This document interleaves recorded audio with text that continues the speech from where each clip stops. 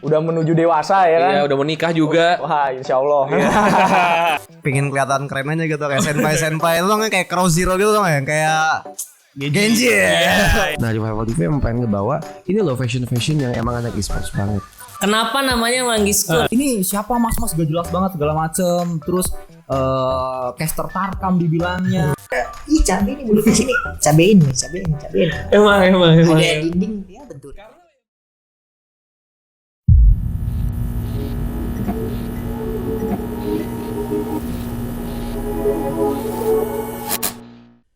Halo Raga, kembali lagi di Remote Talk bersama gua Rosio. Di episode kali ini kita kedatangan, mungkin bisa dibilang bapaknya e-sport Indonesia. Bapaknya e-sport bisa dong. Bapaknya e-sport Edi Lim. Yes Pak, tolong jangan. Jangan ya udah ulang.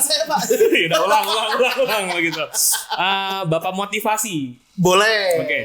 Bapak motivasi di dunia e-sport ya. Oke. Bisa. Mungkin acara ini belum disponsor oleh produk air, jadi saya kretek ya. Oke, kita ditemani oleh Bapak motivasi di dunia e-sports, yaitu Mas Gary Eka. Halo Mas Gary, apa kabar? Kabar semuanya. Nyebutnya apa nih? Raga, penontonnya Rimo Raga. Kenapa Raga? Raga kemarin namanya Raga tuh apa? Rimo Agastya ya. Oke, menarik. Jadi nyebutnya Raga. Apa kabar sebelumnya Mas Ger? Baik, alhamdulillah. Lancar semuanya, aman ya. Istilahnya meskipun kita dalam kondisi seperti ini ya, tetap harus inilah. Kebetulan juga alhamdulillah nggak berpengaruh terlalu banyak lah COVID ini ke saya dan keluarga dan pekerjaan. Jadi kita stay strong lah. Harus semangat lah. Harus struggle. Yes. Mas Ger, nama aslinya kan Gary Eka. Ya, Gary Eka betul. Nah, sejak kapan sih dipanggil Mas Ger? Jadi gini, ini itu rebranding sebenarnya. Oh, rebranding.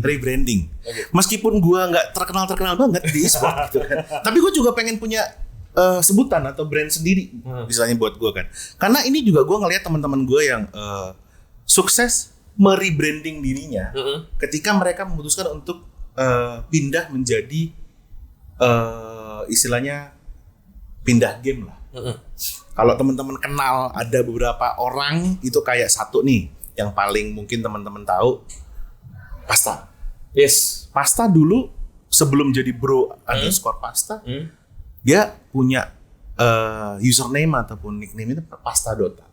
Akhirnya dia shifting sempat ke Mobile Legends. Lalu akhirnya dia sekarang settle di PUBG Mobile. Yes. Dia berubah namanya menjadi bro_pasta atau bro_pasta lah, kita menyebutnya seperti itu. Dan ada lagi, kalau teman-teman tahu, sempat juga dia mengisi scene Mobile Legends, scene PUBG Mobile juga kemarin di PMPL, ada namanya Odi.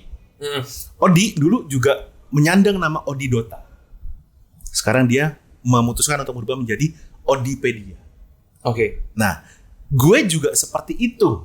Nah, dulu itu gue tidak punya nickname yang mencerminkan gue main apa atau gimana. Cuman gue selalu menggunakan nickname yang gue pakai dari gue SMA. Apa tuh? Jadi gue punya nickname tuh Sir Disdain.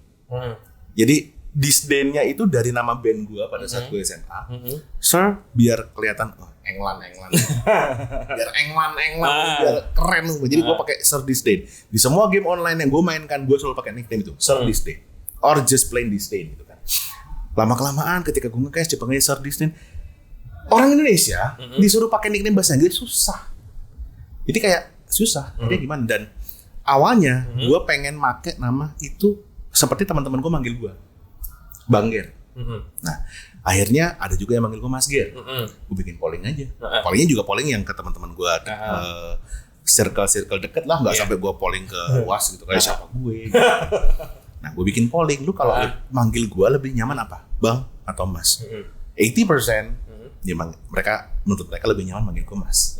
Udahlah, lahirlah Mas Ger. Awalnya gue pengen Instagram gue tuh awalnya @gerieka. Iya. Nah, pengen gue rubah jadi @masger. Udah ada. Bete nggak lu? Udah lu cek belum orangnya? Pengen gue cari. Pengen gue beli sekalian. Pas gue liat, followernya kecil kan. Jadi kalau followernya 40.000, boleh nih gitu kita hitung-hitungan gitu. Ternyata nggak seindah itu. Dan Hanya- itu ternyata Instagram juga nggak aktif ya? Yes. Kenapa nggak DM ya ganti nama lo? Pernah sih. Sudah pernah. Bro, boleh ganti nama nggak? Biar namanya nggak dibalas. Udah gak aktif. Udah nggak aktif ya kan? Udah akun mati. Mau ngambilnya gimana? Iya. Susah kan? Akhirnya ya udah, gue pakai jadi Hai Mas Ger. Iya. dan sampai sekarang seperti itu. Dan memang gua tidak menggunakan nickname yang keluar dari nama gua. Karena di satu sisi udah umur juga sih. Maksudnya ya udah bapak-bapak juga ngapain sih pakai sosokan nama keren gitu loh kayak gitu. Ya ini udah terciptalah nama Mas Ger seperti itu. Oke. Berarti kalau misalkan dari dulu sering main game online berarti ya? Yes. Game online pertama ini main. Game online pertama.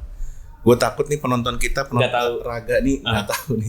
Jadi dulu ada game namanya itu Risk Your Life. Oh Ariel. Jadi ya, Ya, kan, tahu gue main. kan.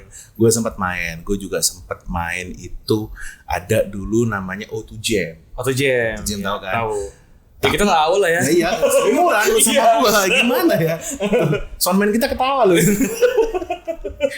Ya, dan yang gue seriusin banget itu start from 2007. Yes. RF sampai sekarang. RF, oke. RF online tuh gue main sampai sekarang. Sampai Oh masih main? sampai Private? tadi enggak no. Oh, Ini official. official. Wow. Official gue main dan sampai tadi jam sebelum gue kesini sekitar jam 1 lebih seperempat gue masih bacotin anak-anak di guild gue gitu, untuk jangan berantem, lu cuma rebutan tempat farming doang, lu berantem chaos-chaosan sampai nyambung ke Discord gitu kan. Itu gue masih bacot-bacotan di situ. Terus gue podcast dulu ya, bye-bye udah. Kalau sekarang berarti akhir-akhir ini sibuk apa nih Mas? Kalau sekarang ini kan kebetulan gue lagi akhirnya gue kembali live streaming setelah mungkin selama ini gue tuh di kantor gue tuh juga ngawasin orang live streaming. Sekarang gue yang live streaming gitu kan. Terus juga ya masih sama kayak kerjaan kantoran biasa. Terus gue juga ada program rutin setiap Selasa dan Kamis di YouTube dan Sabtu Minggu nge-cash. Karena kita sekarang lagi kondisi seperti ini, job MC itu memang udah setahun belakangan agak susah banget. Jadi ya mau nggak mau gue harus menyesuaikan diri dengan ya mari kita nge-cash lah. Dulu padahal gue termasuk orang yang mau nggak ya gue shifting nggak ya ke caster, shifting nggak ya gue pernah soalnya mencoba untuk memulai. Jadi pertama kali gue nge-cash offline bukan nge-cash offline itu tahun 2018. Jadi gini, gue dari awal tuh sudah nggak mau nge-cash karena gue pengen fokus aja lah di MC lah. Tapi karena gue dikasih kesempatan dan dikasih lahan untuk belajar pada saat itu, ya udah gue manfaatin kan akhirnya kan. Nah, dapat pada saat itu eventnya adalah SICA, Southeast Asia Cyber Arena dari Unipin. Waktu itu gue nge-MC. Nah, gue nge-MC, tapi dari IO-nya minta gue untuk Mas Ger nge-cash satu hari aja, satu game best of one Mobile Legend masih pagi. Jadi gue habis opening gue langsung lari ke meja caster kan. Nah, gue nge-cash lah situ bla bla bla segala macam. Pertama kalinya gue nge-cash secara offline itu yang ngomongin banyak banget. Kayak yang gue nggak perlu sebut nama lah ya. Misalnya kayak wah sekarang lahan orang nih dimakan nih. Nah kayak gitu kayak emang lu kesaing banget ya. Baru kali gue gitu, Itu yang ngomong caster. ya adalah sesama teman-teman kita di e-sport gitu. Kayak loh emang kesaing banget nih. Baru satu loh ini. Baru nyoba baru nyoba loh kayak gitu. Dan gue dari situ gue kayak berpikir kayak oh berarti memang gue kalau ini gue kencengin di offline gitu kan bisa ada omongan kayak gini yang lebih keras lagi. Gue bukannya takut bersaing, ya, gue bukannya takut bersaing, cuman gue menghindari hal-hal seperti itu.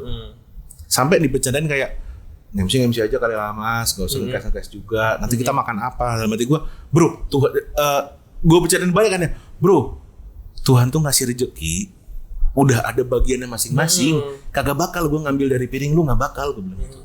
Terus dia yang bilang, bercanda kali mas. Ya gue juga bercanda gitu kan. Bercanda ini bercanda loh gitu kan. Kalau serius mungkin anda sudah saya piting gitu kan. Kan ya nggak mungkin gitu kan. Dan di situ gue udah janji sama diri gue sendiri kayak, oke, cash offline kayaknya nggak usah terlalu banyak. Gue fokus di MC aja.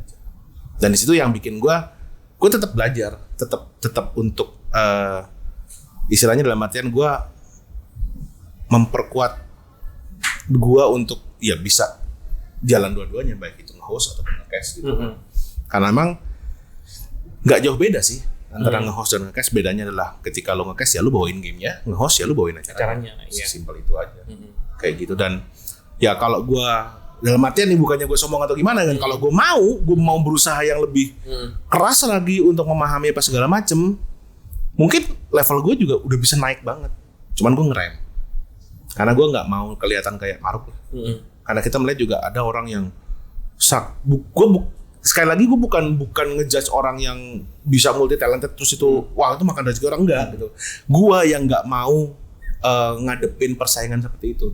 Kayak ya udahlah. Oh lu mau ya wes gitu. Gue nggak mau ambil pusing. Jadi ya mending sedapatnya. Kalau memang dikasih pas rezeki nge-cast ya udah gitu kan. Tapi gue nggak ngejar yang gimana gitu kan. Tapi tetap gue memperkenalkan diri gue, ya gue host bisa, ya gue nge-cast bisa. Kayak gitu. Oke, berarti sekarang lagi sibuk streaming dan masih nge-cast juga. Iya, nge-cast juga lah. Kalau nge-cast pernah nge-cast game apa aja? Nge-cast yang saat ini gue seriusin mungkin kayak Mobile Legends, PUBG Mobile, Free Fire beberapa. Terus gue juga kemarin sempat dapat kesempatan nge-cast bola, PES gitu. Gue sempat Call of Duty Mobile juga, cuman Call of Duty belum cast yang berbayar sih, masih di internal kantor gue, dan juga waktu itu sempat ada kewajiban gue sebagai talent revival yang mengharuskan gue nge-cast CODM pada saat itu. Cuman yang untuk deep-nya banget belum sih. Yang deep banget ya mungkin baru ke Mobile Legends, PUBG Mobile. Free Fire ini lagi lumayan ada aja gitu yang Mas Free Fire mau nggak? Ya ayo aja kalau mau.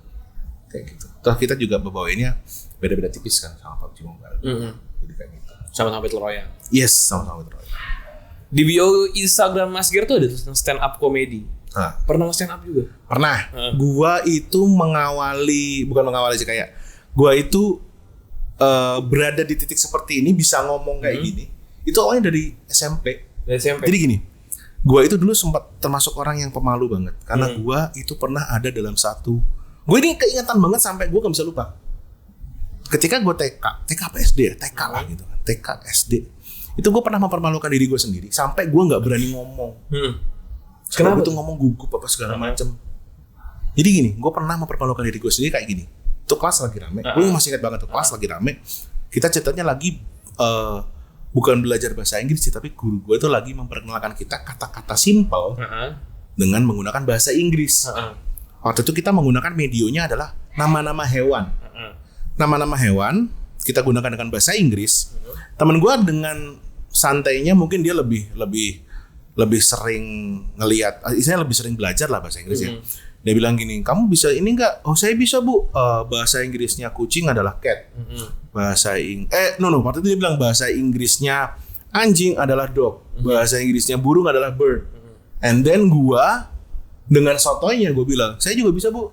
Bahasa Inggrisnya kucing adalah meong. Sekelas ketawa, guru gue ketawa, malu bukan main. Itu adalah trauma yang dalam hidup gue. Trauma men, asli. Sampai-sampai gue baru bisa sembuh dari trauma itu kelas 5 SD. Yang pada saat itu ada yang namanya lomba mata pelajaran. Cerdas cermat lah kalau bahasanya. Lomba cerdas cermat yang gue harus menyampaikan eksperimen gue pada saat itu kan, gue kan waktu itu ikut cerdas cermat IPA. Jadi ada eksperimen tentang lu nyambungin baterai terus tiba-tiba lampu nyala gitu. Ya kan? Dan gue harus mempresentasikan itu. Yang which is gue harus ngomong dong. Tapi ya gimana, gue nggak bisa kalau nggak ngomong. Ya udah, dengan terbata-bata akhirnya lancar. SMP kelas 1 ketika gue orientasi, kebetulan gue diajak untuk ikutan kayak semacam teatrikal gitulah, tapi yang lucu-lucu doang. Dari situ gue mulai berani untuk apa segala macam. Berani ngomong di depan umum. Dan itu kebawa lah. Stand up comedy itu gue malah taunya bukan dari Indonesia. Dari luar. Yoi. Nih mungkin teman-teman kalau ngikutin scene stand up comedy, ada kayak pelawak tunggal, komika tunggal itu yang terkenal sebagai bintang film. Tapi mereka juga punya karir sebagai stand up comedy. Gitu. Banyak banget tuh kan. Almarhum Robbie Williams gitu kan, terus juga Chris Tucker, lalu juga ada si apa namanya itu yang pasangannya Dwayne Johnson tuh, yang kecil, Kevin Hart. Nah, abis itu banyak banget lah pokoknya komedian-komedian kulit hitam yang jago banget. komika dan gue suka nonton itu. Seperti itu, Dave Chappelle apa segala macam gitu kan, dan gue ngeliat itu dan pada saat itu mulai ada yang namanya Suci satu. Gue sempat ikutan untuk audisi, tapi ketika mau lanjut dan gue harus karantina, gue nggak boleh sama kantor gue untuk cuti dari hasil. Jadi ya gue buat fun aja lah. Begitu. Tuh, dan waktu itu sering, waktu zaman dulu masih ada sebuah kafe di Pramuka, itu sering ada kasih kesempatan gue buat open mic lah. Jadi gue ketas nyali di situ. Soalnya beda loh, lu monolog, nge-MC sama stand up comedy itu beda. Tenesnya tuh gede banget di stand up comedy. Karena apa? Kalau lu nge-MC, ya kan, lu bawain acara dan lu itu cuman ada di gini, nge-MC itu, lu menunggu momen untuk acara selanjutnya. Jadi kayak gini.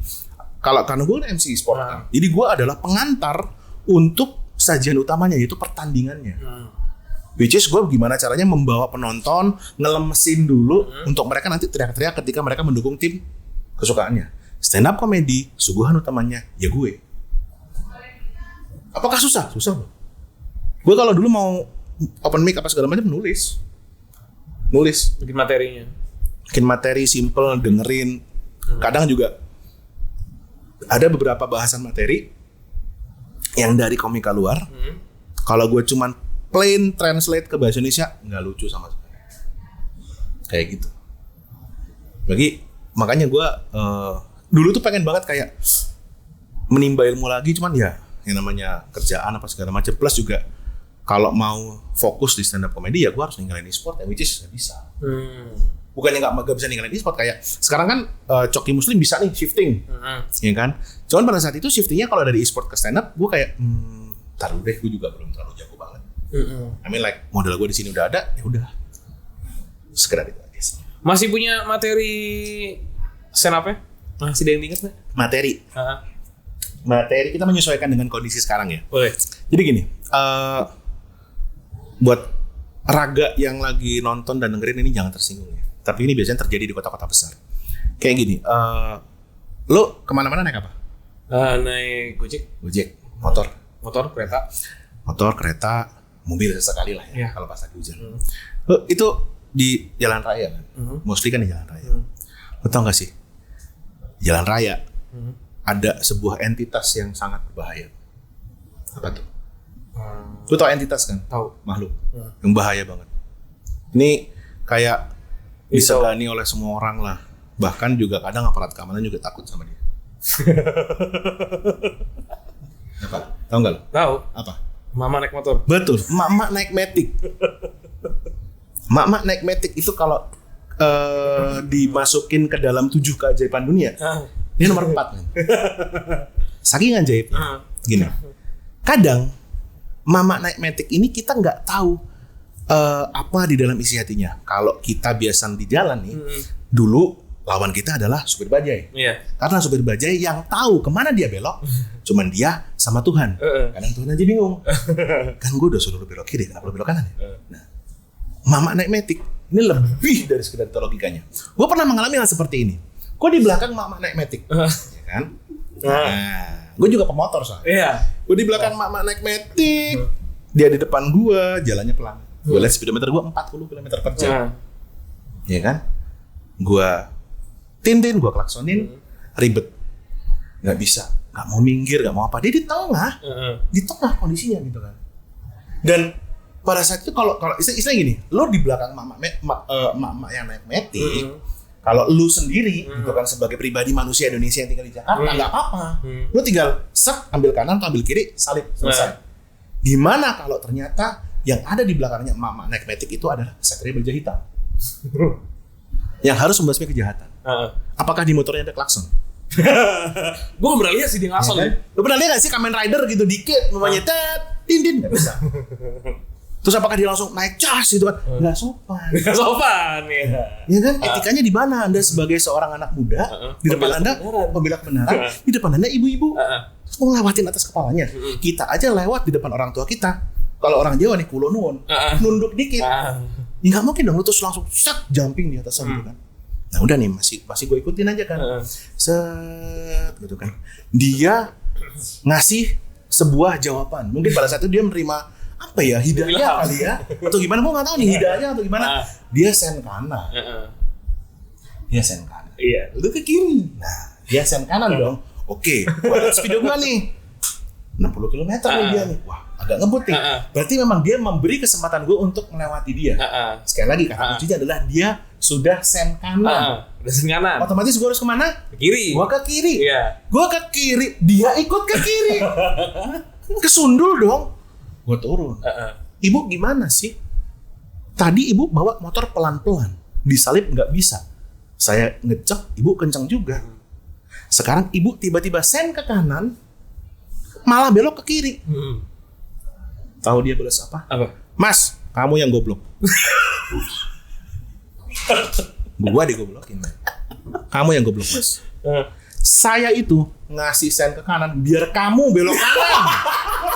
Biar gue yang belok kanan.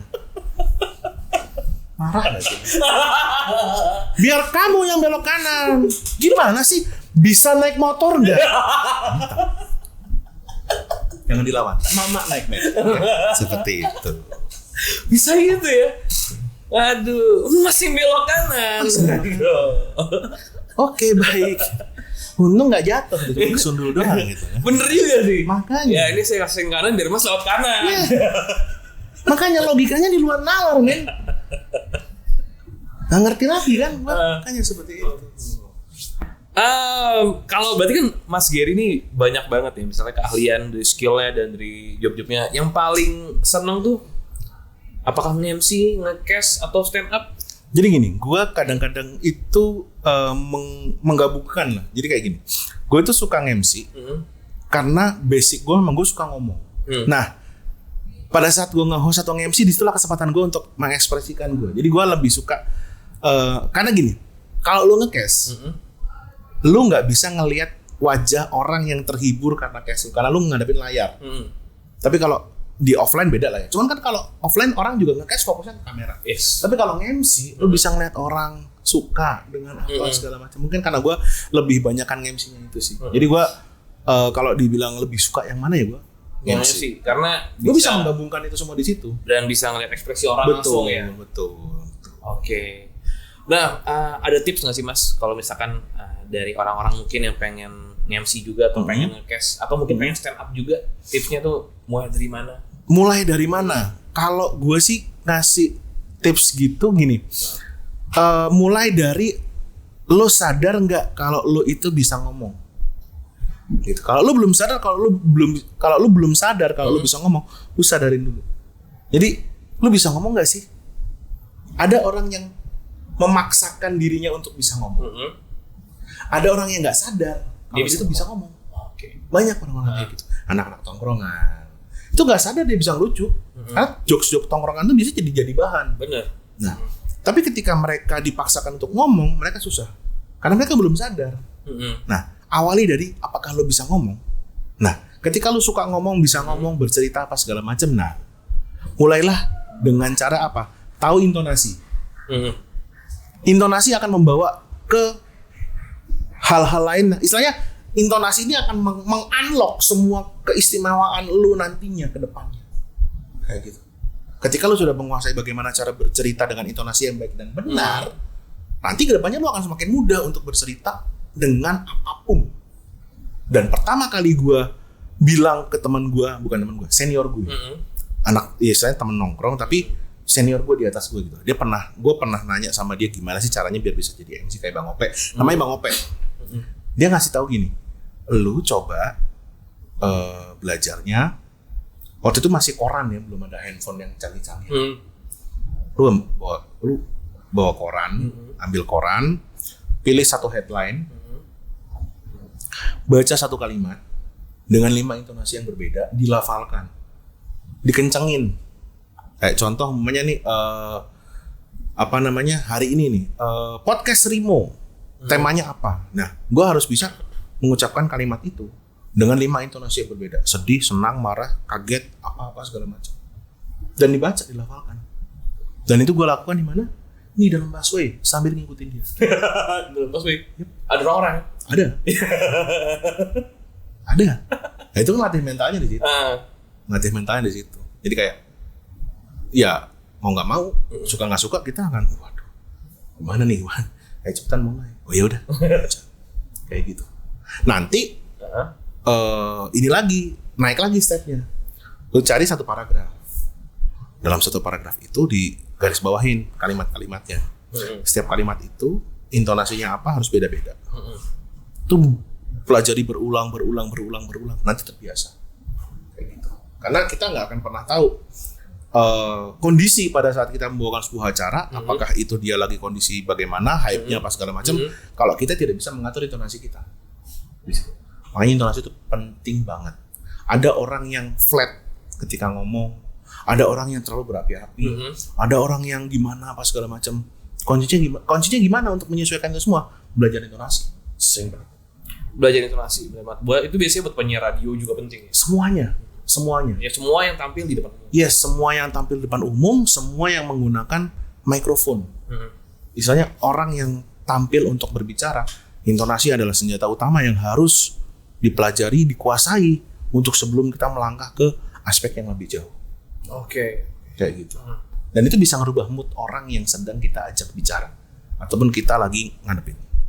Jauh lebih baik dengan intonasi yang pas. Kita bisa kayak, oke, gimana ceritanya? Apa yang mau diceritain? Kayak gitu. Jadi intonasi bisa membuat orang pengen ngedenger. Yes, pengen ngedengerin, pengen tahu apa sih yang mau diomongin setelah ini apa sih kayak gitu. Jadi ya step awalnya adalah belajar intonasi dulu. Oke. Dan sadarin kalau misalnya kita bisa ngomong. Yes, betul. Nah, kadang-kadang kan kayak bisa tongkrongan gitu, ngomong lancar, jokesnya lancar, tapi begitu di depan umum kayak grogi dan lain-lain. Pernah ngerasain grogi gak sih Mas? Grogi pasti. Jadi kayak ada beberapa event yang jadi gini, gua kan pernah bermimpi pada saat itu, gue pengen banget nge-host di e-sports major. Meskipun dalam artian sebenarnya nge-MC dimanapun sama sih treatmentnya sih. Maksudnya gini, gua nge-MC di hadapan 100 orang, di hadapan 10 orang, di hadapan 2 orang, di hadapan 3.000 orang gue udah pernah. Dan selalu gue treatment dengan power yang sama. Gue perlakukan mereka sebagai raja, gue perlakukan penonton gue sebagai istilahnya ini orang-orang yang mau hadir di sini, meluangkan waktunya untuk menyimak gue ngomong, ya berarti gue treatment mereka sebagai orang yang sangat luar biasa gitu kan. Nah tapi gue juga pernah punya mimpi untuk gue tuh pengen banget pada saat itu gue nge-MC di ISL Indonesia pertama kali Kemayoran 2018. Dan gue kayak yang pas ISL datang aja gue udah yang jadi gue kalau bisa nge-MC di sini gila nih achievementnya buat gue.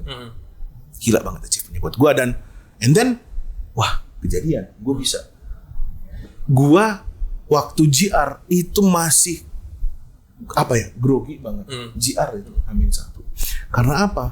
Show director gue, stage manager gue itu semuanya orang asing dari Singapura dan dari New Zealand. Gue lupa New Zealand atau Singapura. Nah, pokoknya orang asing lah. Mereka menggunakan bahasa Inggris. Gue di queue. Apapun yang mau gue katakan segala macam di queue. Dan gue nggak pernah sembunyi kayak gitu. Dan itu adalah menjadi pengalaman yang sangat luar biasa. Karena apa?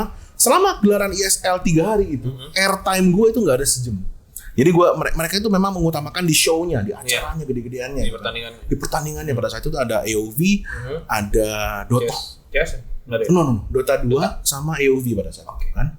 Dan memang pada saat itu yang dijual banget adalah caster pertandingannya, desk host-nya. Jadi MC itu kayak bener-bener cuma pembuka, penutup, pengisi di antara selebrasi. Gue di atas panggung itu tidak pernah lebih dari 5 menit. Nggak pernah lebih dari 5 menit. Dan itu adalah bisa gue bilang acara yang salah satu acara yang pernah gue pandu dengan rundown yang tight, dengan rundown yang ketat, rapih.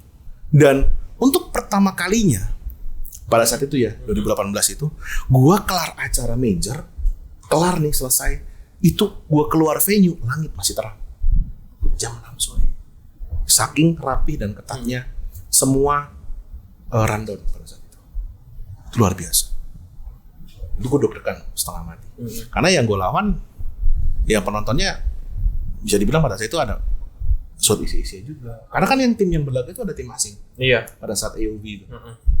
Ada tim asing juga dari Thailand, dari mana. Dan itu disiarkan pada saat itu ya di shot isi-isinya. Dan itu pengalaman pertama gue sih.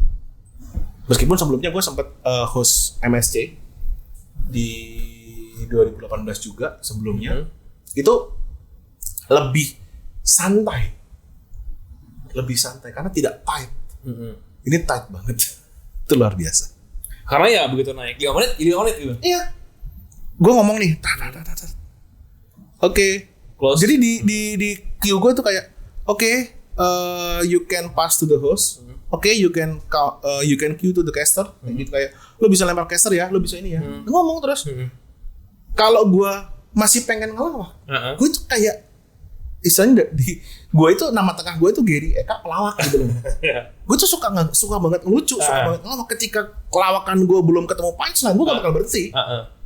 Ketika gue diterusin, stage manajernya dongol dulu depan gue, kayak sana gitu kayak, sana gitu kayak, senam lu dalam hati gue, apa sih, woi gitu kamu kayak, naon siapa gitu, gue pengen kayak gitu tapi ya, oke gue suruh lempar ternyata ke sana, seketat itu. Ketika gue turun, dia nanya ke gue, lo tadi sedang apa sih dalam bahasa Inggrisnya? Gue jelasin, gue lagi gini-gini. Oh oke, sorry, gue nggak tahu kalau lo lagi ngelawak. Ya jelas lah, gue ngelawaknya dalam bahasa Indonesia gitu kan. Nggak mungkin juga dia tahu. Soalnya penonton kelihatan ketawa gitu loh. Dia pakai apa namanya tuh pada saat itu dia pakai headphone apa segala macem, pakai clearcom. Ya otomatis nggak memperhatikan penonton lah. Iya. Ya gimana? Jadi pada kalau doang. Iya kan dia juga ke gue doang. Terus dia pengen ngasih tahu kalau next kalau lo mau seperti itu gue akan lihat ke penonton dulu baru gue cue ke lo. Fair. Cuma tetap 3 hari itu berjalan. Airtime gue di atas panggung itu nggak ada sejam. Bayangin 3 hari. 3 hari nggak ada sejam. Break mereka maunya udah break aja, break panggung kosong aja. Biasanya kalau break tuh bisa diisi sama MC gitu ya. Pada saat itu kalau break kayak break setengah jam mereka ada booth macam-macam lah. Karena pada saat itu kan ISL yang bawa adalah Indofood. Iya. Mereka ada booth banyak banget yang sebenarnya bisa dieksplor. Hari pertama itu tidak dilakukan. Tapi hari kedua gue insist untuk ayo dong kita turun ke bawah, kita interview apa segala macam. Dan dia, ini toh kultur di Indonesia. Kayak gitu. Nah kan berarti kan emang kerjaan lu banyak banget nih mas. Cara lu ngebagi waktunya gimana? Dan itu kan pekerjaan yang bisa dibilang walaupun mirip-mirip tapi kan beda-beda sebenarnya.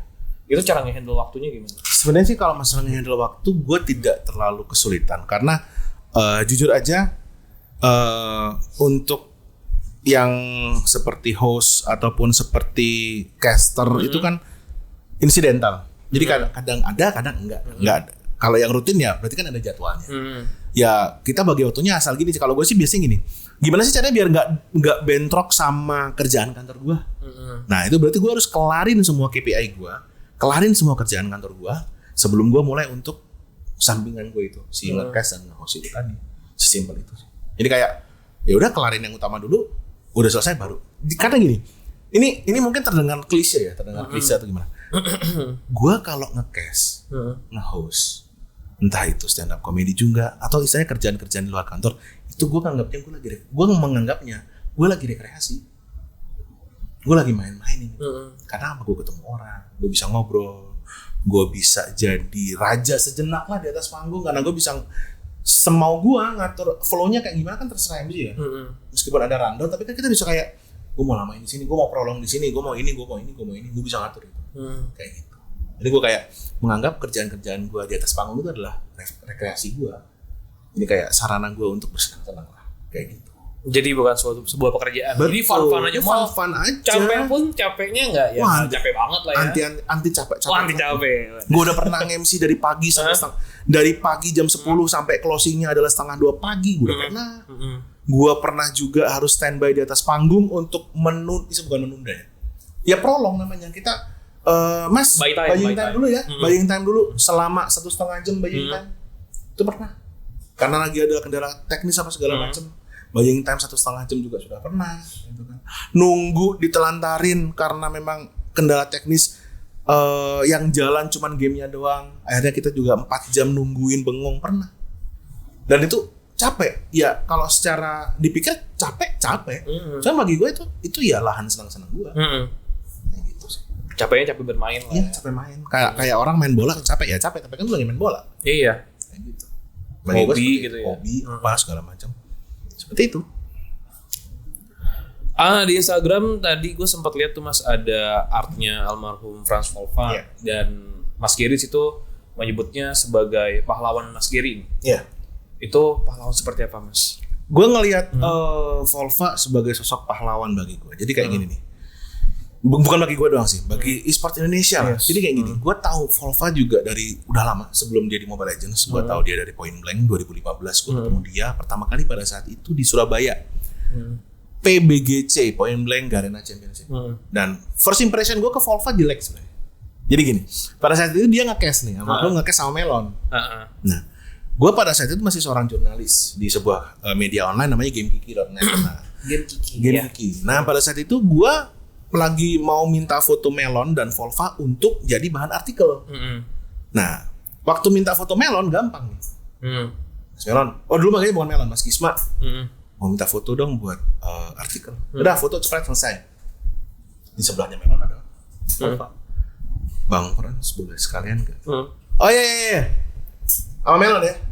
Jadi dia begitu pose, dia lari. Dia sama dia aja deh. Gak mau difoto. Gue kayak mikir, kok kayak kadalin ya. Gitu. Nah, terus fast forward di scene Mobile Legends. Nah, 2017, gua dipercaya untuk menjadi MC di acara MSC Indonesia Qualifier.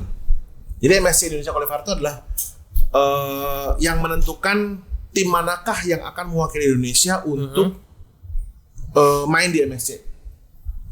Pada saat itu kan yang juara kan tim Saints Indo. Iya. Tim Saints Indo kan pertama kali. Nah, gue ketemu Volva di situ. Nah, dari situ kita mulai inilah. Dan mulai kenalan intens pada saat gue beberapa kali juga satu event kayak event WOG, event MPL season 1, apa segala macam itu juga sempat jalan. Dan dia itu gimana ya? Orang yang nggak pernah ada celaknya gitu loh. Jadi kalau gini, kita berteman nih, kita berteman sama orang, pasti ada aja celahnya kan. Pasti kan lu ada yang kayak kok gini sih lu. Gitu. Meskipun kita temen, tapi pasti ada lah kayak gitunya. Meskipun kita akan memperbaiki itu untuk berteman lagi gitu kan. Volva ini nggak pernah, nggak pernah, serius mengecewakan gua itu nggak pernah, sekalipun semasa hidupnya beliau gak ada. Gue belajar banyak dari dia. We respect each other gitu kan. Dan bahkan Volva itu termasuk orang yang ceplas-ceplos belak-belakan. Ketika dia bilang, tapi gue bisa ngebaca. Kebetulan gue tahu tabiat dia ketika dia pengen yang menjadi Volva yang sebenarnya, bukan Volva polesan yang ada di balik kamera. Beberapa kali sih. Gue pernah kayak dia kayak gitu, sempat yang gue corek di bawah. Pelan-pelan. Oh iya mas gitu. Ada berapa momen kayak gitu. Dia itu orangnya real banget. Nggak fake, nggak dipoles kalau gue bilang. Bahkan pertemanan gue sama dia itu kayak di luar karir gue, misalnya di luar e-sport dia juga kita berteman meskipun tidak sedekat kayak dia sama KB, dia sama siapa gitu kan. Soalnya gue ngerasa kalau Volva itu teman gue yang dia itu bakal selalu ada kayak gitu. Dan ini salah satu momen terakhir dia sebelum dia meninggal. Gue tuh nggak pernah, jarang banget gue video call sama dia, like never. Gue inget banget itu hari Kamis ya, ketika dia upload status Netflix and Corona, inget banget tuh, di story Instagram ya. Ya berarti itu gue komen dong, weh yang bercanda lu gendut. Dia langsung video call gue dengan kondisi dia berkeringat, masih pakai selang oksigen. Gue langsung anjir, bener dong. Lalu kena juga, iya apa segala macam, dia ngomong ini terus ya udah jaga diri apa, mau gue kirimin apa gitu kan. Karena gue tahu nggak bisa dijenguk kan, nggak bisa dijenguk nih, gue mau kirim apa makanannya. Nah, jadi Kamis kayak gitu kan, terus tiba-tiba tanggal 31 dia meninggal. PSW tanggal 31. Pas gue mau ke Jogja liburan tahun baru, gue ingat banget. Gue ngeglesor di Ubin Stasiun di Gambir jam 7 pagi. Dengar kabar gue nangis di Ubin gue. Karena lu Kamis kemarin baru aja kita ngobrol. I mean like that fast gitu kan. Iya. Dan itu gue kaget banget. Dan bagi gue dia pada pahlawan karena semua orang yang berada di scene e-sports Indonesia tuh harus terima kasih sama beliau. Kayak gitu. Dia yang istilahnya ngajarin caster Mobile Legends. Dota juga dia pernah pegang. Point Blank segala macam semua. Bahkan dia juga salah satu dari kontingen Indonesia pada saat Asian Games kemarin. Maksudnya itu adalah sebuah kehormatan yang sangat luar biasa untuk insan olahraga gitu kan. Dan Volva ada di situ. Nggak banyak yang kayak dia. Jarang banget. Yang benar-benar ini banget ya, all out banget ya. Dia nggak pernah sekalipun sugar coating omongan. Dia juga bilang kalau waktu nge-cast gue jelek dia bilang. Waktu gue underperform dia juga bilang gue underperform. Dan dia juga orang yang kayak kasarnya nih kayak lu tuh jelek performa lu depan congor gitu. Dan gue digituin gue bukannya sakit hati, enggak. Kalau lu sampai gituin gue berarti dia jujur. Dia gak sugarcoat. Dan bagi gue itu adalah saat gue untuk gue memperbaiki diri. Iya. Dan dia pahlawan lah buat gue. Meskipun gue istilahnya minggu-minggu terakhir sebelum dia meninggal juga gue nggak terlalu banyak kontak-kontakan karena memang kita kayak apa ya, bukan, jadi di Revival itu ada kayak jadwal kita ngisi acara gitu lah, kita beda hari, jarang banget disatuin lagi gitu. Dan itu dia itu pintar banget. Berarti dari beliau Mas Ger tuh justru banyak perkembangannya ya? Iya, gue banyak perkembangan banget karena gue diajarin sama dia banyak. Terus dia juga orang yang mau untuk diajakin kolaborasi. Maksudnya pada saat itu gue juga pengen untuk berguru lah sama orang itu kan. Dia juga tidak dalam posisi yang ada orang yang ketika diajak kerjasama untuk kolaborasi ataupun misalnya gini, gue kalau semeja sama dia nge-cast bareng itu nggak ada pernah dia satupun untuk berusaha untuk ngejatuhin gue. Motong atau gimana, enggak. Dia kasih kesempatan gue apa segala macam. Nanti kelar game 1 nih, gue tanya sama dia, gimana Wolf tadi? Oh, lu kurang ini mas, lu kurang ini. Kita perbaiki. Kayak gitu. Gue sempat nge-cast bareng ada beberapa turnamen apa segala macam. Sempat gue. Yang paling sering waktu itu di Gamely. Waktu Gamely masih ada kan ada sempat Gamely weekly turnamen. Itu gue pairing sama dia berapa. Itu udah kayak udah kayak apa ya, bahasanya di GB banget lah gue, di carry banget gue dalam nge-cast kayak wah anjir ilmunya apa segala macam itu luar biasa. Kayak gitu. Oke, berarti dari banyak yang belajarin itu ya. Banyak banget. Kira-kira ada nggak sih yang belum sempat lu omongin gitu sama beliau Ke Volva. Kalau diomongin sih gini, gue bukan mau ngomong sesuatu, gue mau ngajak dia, kayak, ayo dong, gue ajarin untuk main Mobile Legends dengan lebih serius lagi.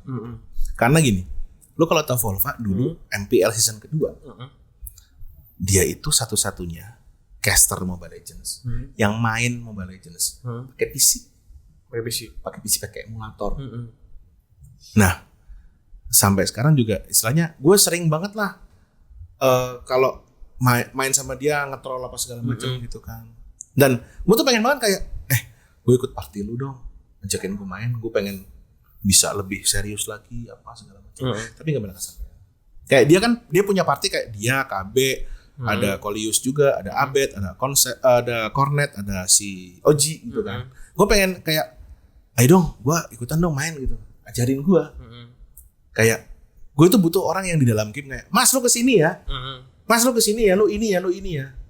Nah dengan selama ini gue nggak pernah nemuin kayak gitu. Gue pengen dapat orangnya kayak gitu, tapi belum sempat. Karena nggak ada orang yang bisa ngatur-ngatur gue kayak gitu kayak selain dia. Belum ada sih. Gue pernah main sama dia, mas lu ini. Terus gue bisa ngapain? Selalu aja. Tapi yang penting lu ini gitu. Nah, itu dia doang. Dan sampai gitu. Kalau yang mau lu sampai ini mungkin buat teman-teman yang mau memulai karirnya sebagai MC atau mungkin caster atau mungkin stand up nih, ada pesan-pesan terakhir mungkin buat mereka? Buat teman-teman, ini kita ya bicaranya global aja ya, nggak cuma di e-sport ya. Yes. Buat teman-teman yang mau memulai karir mungkin jadi MC atau mungkin istilahnya MC host gitu kan, siap-siap untuk jatuh dulu. Nah, karena apa? Akan banyak kejadian ataupun kemungkinan di mana kalian dicemooh orang, tidak dianggap ketika berbicara, ataupun tidak didengarkan. Dan itu pasti akan kejadian. Karena kita semua juga memulai dari nol. Gue juga sering kok kayak gitu. Maksudnya, gue mengalami hal seperti itu. Tidak didengarkan, nggak dianggap, nggak disimak lah. Gue ngomong apa segala macam, mereka nggak ada yang peduli. Gitu kan. Cuman, ketika lu sudah jatuh, ini selalu gue ucapkan berulang-ulang lah di setiap gue dapat kesempatan gitu. Lo harus siap jatuh, lo harus siap capek, lo harus siap apa segala macam yang istilahnya yang bersusah-susah dahulu lah. Tapi ingat, ini nggak cuma buat teman-teman yang ingin memulai karir di bidang MC atau apa. Untuk teman-teman semua yang ingin merubah nasib lah istilahnya, yang selama ini mungkin lo udah dalam artian itu udah bingung mau ngapain ya. Jadi kayak lu ketika lu stuck ya.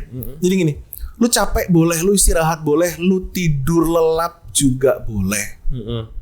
Dalam karir lu, dalam hidup lu ya. Sekali lagi, lu mau jatuh, mau capek, lu mau istirahat, lu mau tidur lelap boleh, silahkan. Cuman sekali lagi, jangan lupa untuk bangun, bangkit, berdiri, terus lari lagi untuk ngejar semuanya yang sudah lu capai, yang ingin lu capai, yang ingin lu dapatkan. Ingat, kalau capek, itu istirahat. Bukan berhenti, terus putar balik atau kembali. Jalan kita itu cuma ada maju. Belok kiri, belok kanan. Kalau putar balik, bukan pilihan. Lu putar balik, kalau udah dead end. Selama lu masih bisa lihat jalan ke depan, hajar. Banyak kok orang-orang yang istilahnya cerita karirnya hancur terpuruk untuk sebelum dia sukses banyak banget. Misalnya gue udah banyak contoh lah di luar sana. Dan mereka semua itu punya satu kesamaan. Ketika mereka capek, mereka berhenti istirahat. Dan mereka tidak lupa untuk bangun, bangkit, berdiri, lanjutin lagi. Gitu. Oke teman-teman, itu adalah pengalaman dari Mas Ger juga dan banyak tips-tips yang bisa kita aplikasiin buat kehidupan kita baik di dunia e-sport, di game ataupun di kehidupan sehari-hari. Kalau gitu mungkin sekian buat episode Remote Talk kali ini. Sebelumnya terima kasih buat Mas Ger yang menyempatkan waktunya buat kesini.